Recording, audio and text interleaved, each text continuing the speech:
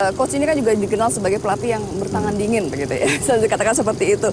Nah ini bagaimana menurut tanggapan Coach Indra ketika disebutkan sebagai pelatih yang bertangan dingin? Saya pikir istilah bertangan dingin itu kan hanya istilah yang muncul dari media, mungkin dari orang-orang. Saya hanya pelatih yang bekerja sebagaimana mestinya yang harus dilakukan. Dan saya mau bekerja keras dan saya juga tidak mau neko-neko untuk memilih pemain yang bagus, saya bilang tidak bagus, yang tidak bagus, saya bilang bagus, saya tidak mau. Saya selalu ingin melakukan kejujuran di dalam membangun suatu tim. Iya, dan Coach juga bisa sukses juga melahirkan pemain-pemain bintang seperti itu. Nah itu apakah ada resep khusus untuk bisa menciptakan pemain bintang di bawah asuhan Coach Indra? Ya resepnya ya itu tadi, ya kita harus pilih pemain yang benar-benar punya potensi yang bisa dikembangkan. Karena tugas pelatih itu bukan menjadikan dia seperti pelatihnya, tapi bagaimana potensi tadi bisa berkembang maksimal untuk bisa dia mencapai top performanya dia. Oke. Nah, ini artinya hubungan coach dengan para pemain ini apakah sejauh ini profesional aja pelatih pemain atau misalnya pernah ada hal-hal yang sifatnya personal juga, keluar bareng, sedikit bersantai, relaksasi dengan para pemain?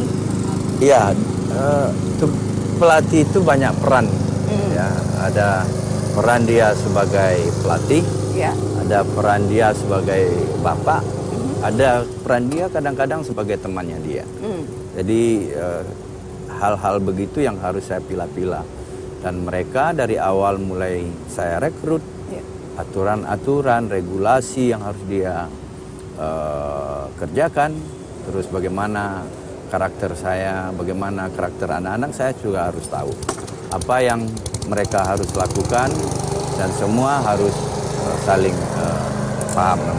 Intinya tetap saya akan memerankan saya sebagai pelatih, sebagai bapak, sebagai mungkin sebagai pembantunya dia kalau dia lagi sakit.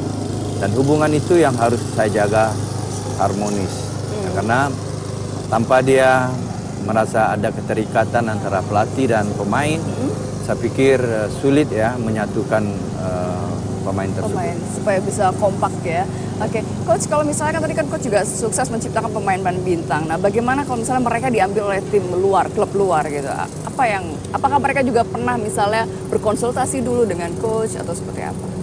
Oh ya, terus terang tim U19 benar-benar di bawah kendali saya. Jadi saya tidak hanya bertanggung jawab tentang skill sepak bolanya dia, saya juga memikirkan bagaimana dia menjadi orang yang baik nanti ke depan. Saya juga memberikan wejangan dan panduan-panduan kepada mereka memilih klub yang paling tepat untuk mereka, termasuk kemungkinan mereka bermain di luar negeri. Juga saya ikut peran di situ. Karena saya kemarin di U19 yang sebelum ini, saya banyak mendengar pemain-pemain yang bekas pemain saya banyak yang prestasinya menurun. Di luar negeri. Nah, apa yang dirasakan oleh Coach sebagai pelatih? Apakah juga kebanggaan seperti apa nih yang dirasakan? Oh pasti bangga lah ya kalau melihat pemainnya sukses, melihat anak asuhnya bisa menjadi bagian secara terus-menerus di sepak bola nasional. Oke, baik. Coach Indra kan dulu sebelumnya juga sebagai pemain. Ini kecintaan terhadap sepak bola ini sebenarnya muncul dari mana sih? Apakah dari keluarga atau ada idola misalnya? Yang sampai sekarang masih diidolakan? Saya sebenarnya di sepak bola itu mulai dari kecil ya. Saya senang sepak bola. Mulai dari saya main di lapangan yang nggak standar, kampung, gitu. Di kampung-kampung. Sampai saya ada pelatih dan juga berlanjut saya main di bonnya PSP Perserikatan waktu itu, mulai dari junior sampai ke senior. Dan juga saya awali karir pelatih saya dari tingkat SSB dan klub, dan dari junior sampai ke senior dan terakhir di tim nasional. Oke, nah tapi ketika Coach Indrani masih menjadi pemain, sebenarnya atmosfer sepak bola saat itu bagaimana? Apakah ada perbedaan yang cukup jauh dengan yang sekarang ini? Oh sangat berbeda. Jadi sepak bola zaman kita itu sepak bola masih perserikatan, masih amatir ya.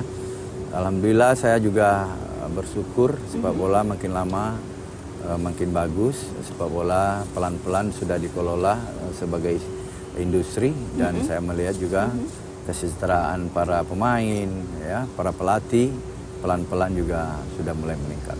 Oke, baik, kalau boleh tahu gajinya ketika menjadi pemain saat itu berapa sih kisarannya mungkin? Kalau dulu ya kita nggak ada gaji. Tidak ada gaji. Jadi Jadi dulu bagaimana hanya, itu? saya masih ingat itu latihan kita hanya dikasih teh manis, mungkin kacang hijau, terus dikasih transport kalau nggak salah 1.000-2.000 perak waktu itu. Oke, baik. Beda ya dengan zaman sekarang ya, Jauh, pemain sudah jauh. ada gajinya. Jadi kalau Jauh. sekarang apakah bisa dikatakan menjadi pemain sepak bola bisa sebagai pegangan hidup? Oh sangat, ya, maka saya menghimbau dalam kesempatan ini lapangan pekerjaan tidak hanya harus jadi dokter, tidak hanya harus jadi profesi-profesi lain. Yeah. Sepak bola menjadi profesi yang sangat menjanjikan. Baik, termasuk di luar lapangan karena kan kita juga melihat banyak juga bintang-bintang sepak bola entah bermain iklan atau misalnya di film pendek misalnya, seperti bagaimana tanggapan coach? Apakah itu nanti akan mengganggu latihan mereka atau bagaimana sebenarnya?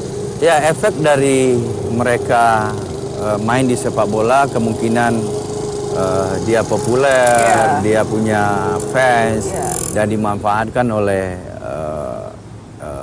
produk-produk, oleh saya pikir itu bisa aja, dan itu saya malah menyarankan ya, mungkin dia mau dikontrak oleh iklan, oleh produk, oleh apapun, asal diatur dengan baik.